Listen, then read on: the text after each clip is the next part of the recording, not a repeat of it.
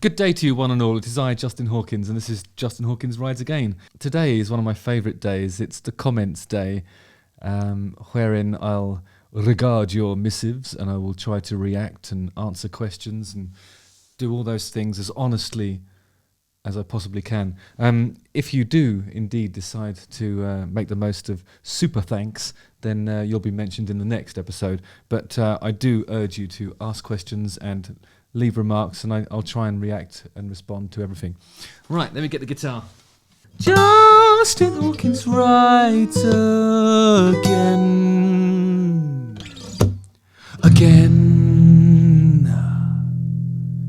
Comments. Right, let's put this away. Craig Watson says, a bit disappointed with this video, not because I like Maroon 5, but I feel like it's a bit of an unnecessary dig, considering your other content that has been interesting and informative. Your channel, your voice. Yeah, okay, that's cool. Thanks, Craig. If anybody can fucking do that, it's oh no. It's broken me. I think that Maroon 5 one, it's definitely an unnecessary dig. I think I probably agree with you on that. But I think anything like that where it's... I think if a song is kind of, what's the word, omnipresent, and it's a song that you're sort of forced to listen to in a lot of situations where you might never elect to listen to Moves Like Jagger by Maroon 5. And I think I allowed the frustration of that to seep into what I was saying. I know I normally like to be nice, but there's nothing nice to say about that song. And it beat me. I'm not proud of it, and you're right, it was unnecessary.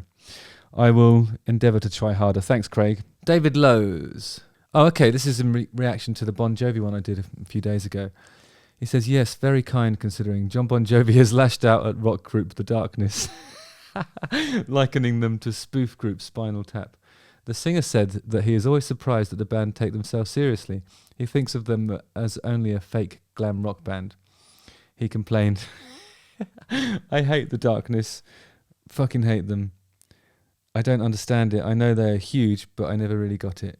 It's just like Spinal Tap. It's just Spinal Tap, isn't it? Just a lark. I'm not sure they think so, though. I think they take it seriously. They made a little splash in the US, but man, I don't get it at all. And then David Lowe says, anyway, saw you in LA recently. You've definitely still got it. Whatever it happens to be. Thanks, David. Yeah, I mean, it doesn't really matter what John Bon Jovi says about us, does it? I mean, I think to show a bit of... I mean, when I was reacting to his kind of what would appear to be vocal issues and possibly even like wider kind of performance anxiety issues, or even just... it could even be something more serious. I'm not a doctor, am I? I don't know. But I mean, you can't listen to a thing like that and then not sympathise. Doesn't matter what he said about me in the past. It doesn't really make any difference, does it? It's like everybody's entitled to their opinion, including John Bon Jovi. You know, regardless of his stature. I mean, that probably does denote punching downwards because he's a legend, and I think, you know, it's disappointing when someone doesn't like what you're doing, but doesn't stop you from doing it, does it? If you care about what you're doing, you just carry on. Connor Bennett says, Justin, how has your voice changed with age? Yeah, that's a good question. I think it the way I look after it has changed a lot. I don't smoke anymore as well. I mean, I'll admit it, I smoke on and off. At the moment it's off. I don't smoke when I'm on tour, so I don't know, it's become a lot more robust. I actually sing all the Darkness songs in the original key live. But obviously the timbre has changed a bit. I think it's probably rounded off a bit in certain areas where I use it a lot. Like I tend to use like high E quite a lot as a sort of touchstone in a lot of my sort of melodic stuff, because we're often working in keys like A and E because that's where the riffs sound good on the guitars. I think I don't know how it's changed. I think one of the main things is I have to look after it more now. It's definitely more consistent in the studio. Maybe it's sort of I don't use as many sort of affectations to get the point across as I used to. So my performance is definitely more about the actual notes and, using it as an instrument as opposed to an instrument of torture. Know what I mean by that? Anyway, thanks for your question. I think voices change inevitably, and it's just about, you just have to adjust the way you maintain it to be able to keep going, really. Okay, I am rather cool. 12121 says, I'd love to hear your absolute favourite moment of your career, be it obvious or non-obvious.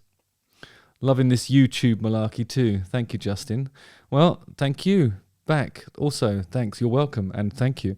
Okay, well, we played with the Hollywood Vampires a few years ago, and as you know, that's like a super group that's built around Johnny Depp, really. He's the guitarman, and then you've got Alice Cooper on lead singing. I think Glenn Sobel, is that his name? Yeah, on drums. And then my friend Tommy Henriksen on the other guitar. There's a third guitarist, Joe Perry, who is in Aerosmith, and as everybody knows, Aerosmith's probably one of the most, to me, one of the most important bands of my upbringing. I just love Aerosmith, and so I went up to Joe Perry and I said, "Hello, Mr. Perry. It is I, Justin Hawkins. Just wanted you to know that your guitar playing and your band is one of the main reasons why I decided to pursue music in the first place, and I've always loved your output, and it's a thrill to be on the bill." And he went, "I know who you are." And I was like, yes, Joe Perry knows who I am. So that was probably my favourite moment of my career thus far. Gypsy Priest says, quick question. Wondering you could answer this in your next video. Why is it that some songs get stuck in your head and seem to be on a repeat cycle? Oh my God, that's a brilliant question. I don't know, but there's probably some science behind why that happens. Is it to do with mnemonics? I think, let me just Google what a mnemonic is using this computer system. Okay, it's a system such as patterns of letters, ideas, or associations which assists in remembering something. So a mnemonic device in music is probably a trick that you can employ to try and make something stick. You know, when you work in the sort of advertising section of the music sphere, you might find that a mnemonic device is something that your client actually asks you for. Things like in the Harry Styles song, the sort of instrumental bit that goes, that is so, it's repetitive, and it's like that's a mnemonic because it makes you associate that kind of with the song, I suppose, and then it's something that I suppose you call it an easier way to call it is to describe it was to call it a hook, because it gets its hooks in you, and that's what people say about hooky stuff, is that stuff that's rich in mnemonic devices. I think, and I think there's probably some science about why that works. I reckon there's also some things that probably resonate with you if you hear a lyric that makes you think of something that your dad said to you when you were 4. You might not remember your dad saying it, but there'll be some kind of conditional memory attached to the words themselves that bring up like an emotion that has not just the emotion itself, but also some nostalgia. And you probably kind of always think about that song fondly, and then it'll go around in your head because you'll be trying to process why that sounds so familiar, and then you'll remember it was your father, or whatever it was, you know. Great question, though, Gypsy Priest. I wish there was an easier way to answer it. Spider Riff says, Dear Mr. Justin Hawkins, one question. Have you always been so incredibly nice to people? No, actually, not always. I think people are mean to each other when they're in pain, aren't they? You know, if they're sort of... It's never about the thing, is it? Like, for example, if John Bon Jovi says something terrible about me or my band or my music or something like that, then it's only going to really hurt if I agree with him or if I care, you know. I think I think it doesn't hurt to be nice to people, does it? And give people the benefit of the doubt. And if somebody disappoints you, then that's it. You know, put it away in the old disappointment bank and pull it out later. I don't know. I don't know if it's. I can't tell you exactly when I started being nice, but it doesn't always happen, I suppose. I think I saw one thing when somebody said that I was a very unpleasant person at a festival. You know, if people are useless and they don't do the things that you know I need them to do to make my gig easier, I'm probably not nice in those instances, you know. But you know, when we're all on an even keel, benefit of the doubt. Kieran Mullins says, "Hi Justin, were there times that your health suffered from touring, and how did you overcome that?" For me, you need a day off that isn't sort of taken up with travelling occasionally.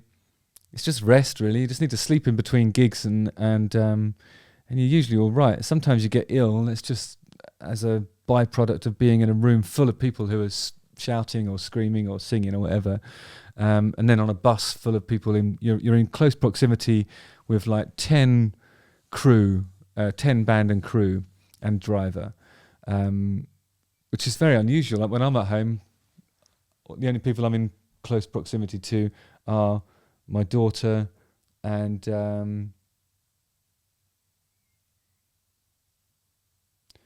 occasionally the postman.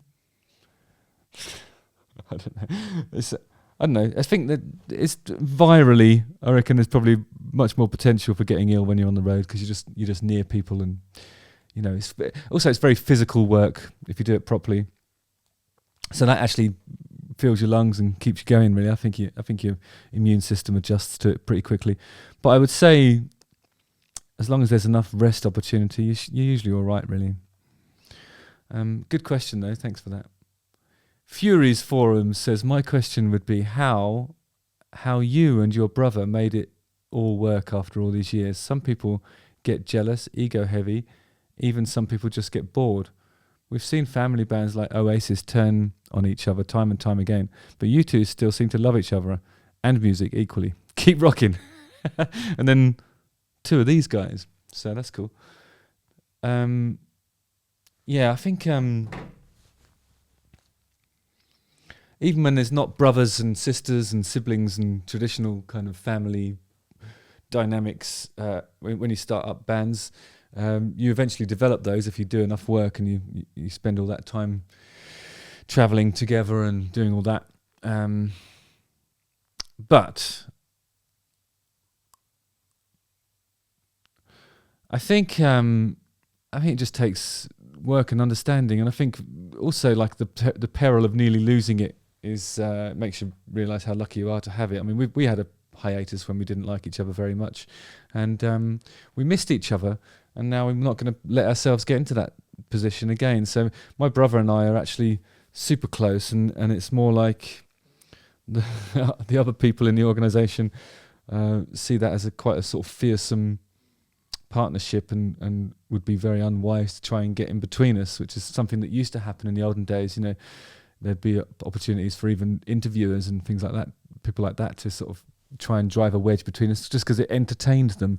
You know, you'd get people interviewing us and trying to encourage some sort of niggling rivalry just because it entertained them and they liked use it to sell their fucking magazines. People like that can fuck off, because when you've got a brother or a sister or a family member in a band, they mean more than any of those cunts. So, you know. Mark Buckham says, can you please explain the distinction between an ostinato and a riff? That's that's really difficult to answer. I think an ostinato, the way I understand it, this might be wrong, and as I've said this many times before, I don't actually have the real vocabulary to be able to talk about, you know, music theory in this way. But my understanding of the way I use ostinato is something that is a section of notes played in a certain rhythm that repeats, and then while that's repeating, the key of the song can change because the other sort of accompanying instruments can go off and do other things, you know. It might go to a relative minor, or it might go somewhere completely different, but the notes of the ostinato remain the same, thus it's an ostinato. Whereas I think a riff, if there is to be a distinction between an ostinato and a riff, I would say that a riff can actually evolve with the backing. You know, you might find that the root that it falls on after it's done its flourish will change, or something, you know, something will change within a riff and it can sort of evolve with the backing. If there's a distinction, I think there's probably that. If I'm wrong, then don't forget, use the comment section. Carpet Mantis. That's good. Says, hi, Mr. Justin. Could you show us how you play some of your riffs and solos? Big fan. Thanks for the music. Well, I've already been talking for 15 minutes on here, so I think I ought to just push you in the direction of my Patreon. There's a link to it in the description, I think.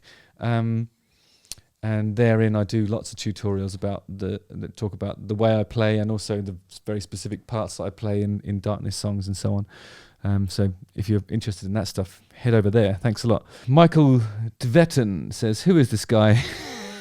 And why is he relevant? I'm not being snarky, simply need to be educated. The answer is simple. I'm multi-award-winning, multi-million-selling musician, songwriter and producer, Justin David Hawkins from the fucking darkness. And this is Justin Hawkins Rides Again. Justin Hawkins Rides Again. No one said I was relevant. Again. But don't forget, like, subscribe, hit the bell for notifications, and watch one of these 2 videos. Love the comments, keep them coming, and I'll keep responding. Super thanks. Nice one. See you on the eyes.